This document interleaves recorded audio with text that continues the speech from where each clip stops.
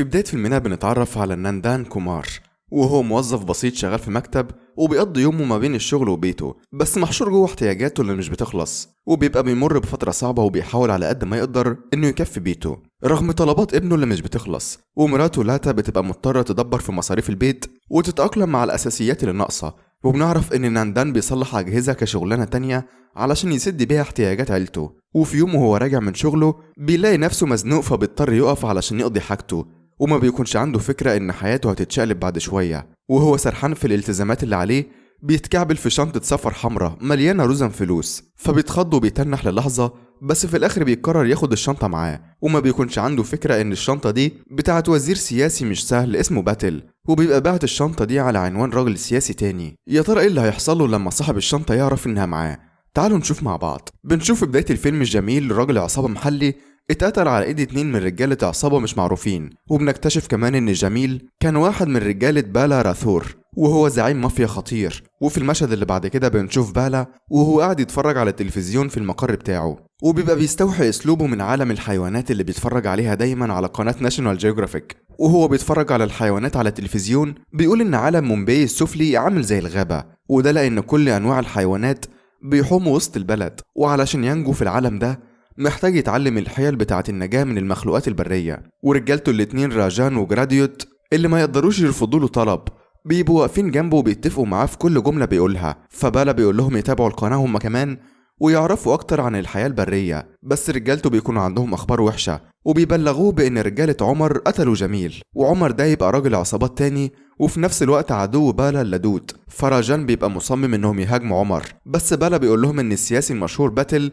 هو اللي بيحميه، وعلشان كده هو مستني اللحظة المناسبة علشان يدي ضربته. وفي الوقت ده بنعرف إن مش عمر هو اللي إدى الأوامر بقتل جميل، وإن جوز أخته عبدول هو اللي عمل كده. وبنعرف من خناقهم مع بعض إن دي مش أول مرة عبدول يعملها، وإنه دايما بياخد قرارات غبية في حياته، ودلوقتي هو قلقان بما إن بالا مش هيسيبهم على اللي عملوه أكيد. وفي المشهد اللي بعد كده بنشوف السياسي النمس باتل وهو بيتكلم في التليفون مع المنافس بتاعه تيريباسي، واللي بيبقى عايز باتل يبعت له 100 مليون روبية وملف فيه دليل مفصل عن موقع معين. وفي الوقت ده ناندان بيزور جاره رملال وبيبلغه بانه مسافر كام يوم، وبيديله مفتاح بيته وبيخليه معاه وبيمشي. بعد كده بنشوف باتل وهو قاعد مع عمر ورجالته وبيبتزهم علشان يتولوا هما المهمة بتاع طلب تيريباسي. فعمر ورجالته بيوافقوا هما مترددين وبيحطوا الفلوس دي في شنطة حمراء. وفي المشهد اللي بعد كده ناندان بيروح مكتبه كالعادة، واليوم ده مديره بيكافئه بشهادة الموظف المثالي للشهر ده، فبيديله الفترة المسائية للكام يوم اللي جايين.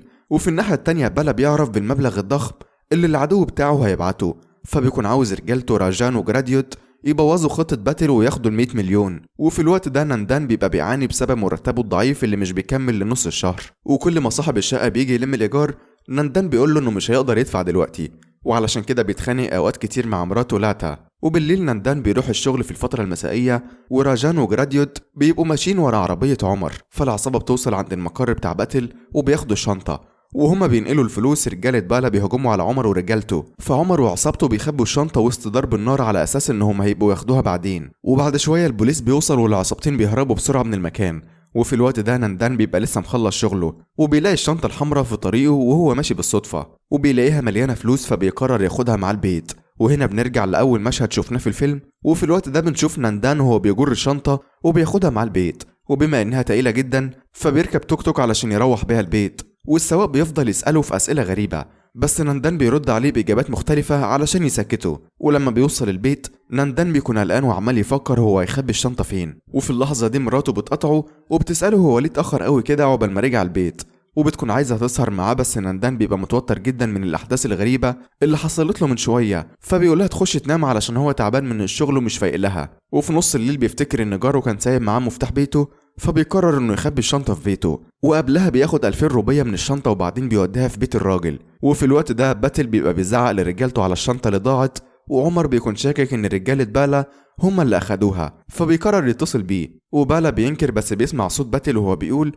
إنه قلقان أكتر على الأوراق والملفات المهمة اللي في الشنطة. وبكده العصابتين بيبعتوا رجالتهم علشان يدوروا على الشنطة اللي فيها الفلوس والملف ويلاقوهم بأي تمن. وفي الناحية التانية ناندان بيبقى في بيته ولسه مش مصدق إنه معاه ثروة حاليا، لدرجة إنه بيتكلم مع الشنطة على إنها صاحبه الجديد، وبيبقى مبسوط إن من هنا ورايح هيبقى مليونير وحياته هتبقى كلها انبساط. وبالنسبة لباتل فهو بيبقى بيتعرض للتهديد المستمر من المنافس بتاعه تيريباسي، وعلشان كده بيبتز ضابط اسمه كولتيه وبيكلفه هو بمهمة ترجيع الشنطة. فكولتيه والمخبر بتاعه بيبدأوا يجمعوا معلومات فورا بخصوص ضرب النار اللي حصل في ليلتها، وبيفتشوا المنطقة. وفي نفس الوقت ناندان بيكون راجع البيت من الشغل وبيشوف البوليس وهو بيدور في كاميرات المراقبة، ولحسن الحظ الكاميرات مش بتبقى شغالة، فبيرجع البيت وهو مطمن. وبعد كده بنشوف حياة ناندان بعد ما اتغير 180 درجة، واخيرا بيبدأ يتعود على الفلوس اللي معاه وبيصرف منها، وبيجيب لابنه هدايا كتير، وكمان بياخد عيلته يفسحها. وهما في السينما مراته بتقوله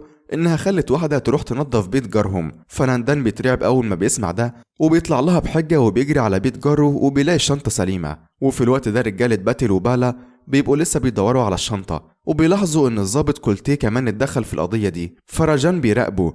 وفي الناحية التانية ناندان بيستوعب انه ما ينفعش يسيب الفلوس كلها في مكان واحد، فبيقطع اكياس سودا وبيقسم الفلوس لرزم وبيخبيها في اماكن مختلفة، وبيخلي كمان رزمة منهم في درج مكتبه في الشغل ورزمة تانية في خزان المية وهكذا. وبعدها بيشتري فرن جديد لمراته وشنطة جديدة لابنه. ولما لاتا بتسأله هو جاب الفلوس دي كلها منين، بيقولها انه واخدها من واحد صاحبه، وبيقول لها انه ليه تخفيضات جامدة على الحاجات اللي اشتراها دي. وتاني يوم ناندان بيبقى عنده مؤتمر جوائز تبع الشغل، بس بيتأخر بسبب المية اللي بتقطع في الحمام، فبيطلع يشوف الخزان وبيلاقي ان رزمة الفلوس اللي كان مخبيها اتفكت وهي اللي سدت المية، فبيطلع الفلوس وبيسيبهم ينشفوا على السطح. وقبل ما يروح الشغل بيجيله جاره رملالو وبيطلب منه المفتاح اللي كان سايبه معاه. ولما ناندان بيفتكر انه لسه سايب الشنطة في بيت جاره بيكذب وبيقول له انه ضيع المفتاح، وبيقول لجاره يجيب واحد يفتح له الباب ويطلع له نسخة جديدة من المفتاح علشان يكسب وقت. وعقبال ما رملال بيروح لمحل الإقفال ناندان بيدخل بيته وبيرجع الشنطة، وبعد شوية بيروح المؤتمر بتاع الشغل، بس عقبال ما بيوصل بيكون الوقت اتأخر والمؤتمر بيكون خلص. فبيرجع البيت وهو حزين، بس بيلاقي ان الجيران بيحتفلوا بعيد ميلاد المالك وهما بيرقصوا. بنشوف الفلوس اللي ناندان كان شايلها في السطح وهي بتقع عليهم وبتطير في المكان.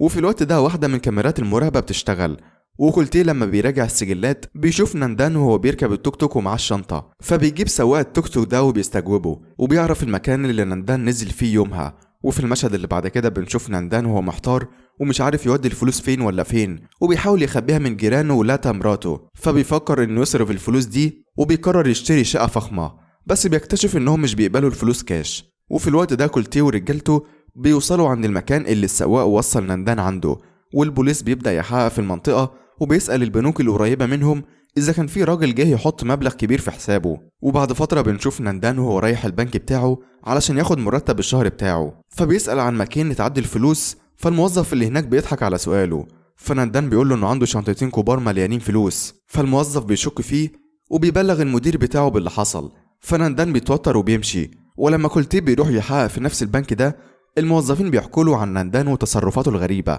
وبيدوله العنوان بتاعه، فكولتيه بيروح فورا عند بيت ناندان. وفي نفس الوقت ده لاتا كمان بتبقى شافت الشنطة اللي مخبيها في المطبخ، فناندان بيحاول يشرح لها الموقف بس البوليس بيطب عليهم وبيقطع كلامهم، ومن غير اي تفسير كولتيه بيرفع سلاحه على ناندان وبيقول له يرجع الفلوس دي والا عليه العوض. فناندان بينفذ كلامه وبيقول له انه ساب جزء برضه في المكتب بتاعه، فكولتيه بياخد ناندان على مكان شغله علشان ياخدوا باقي الفلوس.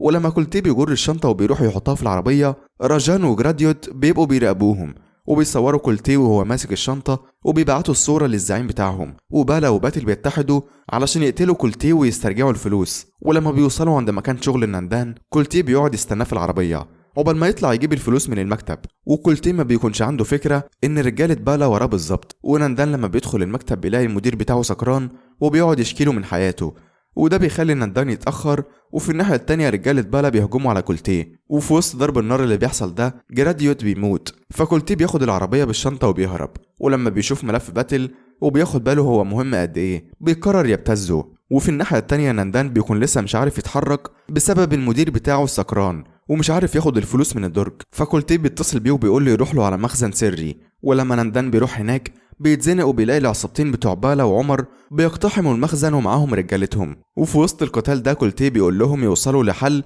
ويستقروا عليه علشان محدش يموت، بس هو اصلا بيكون عنده خطة تانية في دماغه. وفجأة المخبر بتاعه بيوصل وبيدخل يضرب الكل، وفي نهاية ضرب الرصاص اللي بيحصل محدش منهم بيعيش غير ناندان، ومش بيتعلم من درسه وبيقرر برضه ان ياخد الفلوس للمخزن، بس بيسيب الملف مكانه. ومن هنا مشاكله المادية كلها بتتحل وحياته وحياة عيلته كلها بتتغير. بس ناندان مش بيكون عارف برضه مين هو صاحب الشنطة. وفي المشهد الأخير بنعرف إن محتويات الملف السري اتسربت، وده بيدمر حياة باتل السياسية، فبيتقاعد وبيروح يعيش في قريته وبيهتم بالزراعة، بس رجالة عمر بيطاردوه وبيقتلوه. وبكده بيخلص فيلمنا. لو عجبكم الفيلم ما تنسوش تعملوا لايك واشتراك في القناة علشان يوصل لكم كل جديد. سلام.